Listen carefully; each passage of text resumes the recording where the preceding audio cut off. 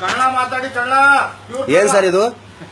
Sir ಇದು ನೋಡಿ, ನಾನು ಬೆಳಗ್ಗೆ ಸ್ಯಾಟಲೈಟ್ ಅಲ್ಲಿ ಒಂದು ದೋಸೆ ತಗೊಂಡೆ ABC ಹೋಟ್ಲು ಆನಂದ್ ಭವನದಲ್ಲಿ. ಚೀಟಿನ ನೀವು ನೋಡಿ ಕ್ಲೀನ್ ಆಗಿ ವಿಡಿಯೋ ಹಿಡೀರಿ. ಇದು ಇಡೀ ಇಂಡಿಯಾ ಜನರಿಗೆ ಹೋಗ್ಬೇಕು. 60 ರೂಪಾಯಿ ಪ್ಲೇನ್ ದೋಸೆ ಅಂತೆ, 3 ರೂಪಾಯಿ ಕ್ಯಾರಿ ಬ್ಯಾಗ್ ಅಂತೆ. ಇಲ್ಲಿ ನೋಡಿ, ಇಲ್ಲಿ 11 ರೂಪಾಯಿ 34 ಪೈಸಾ.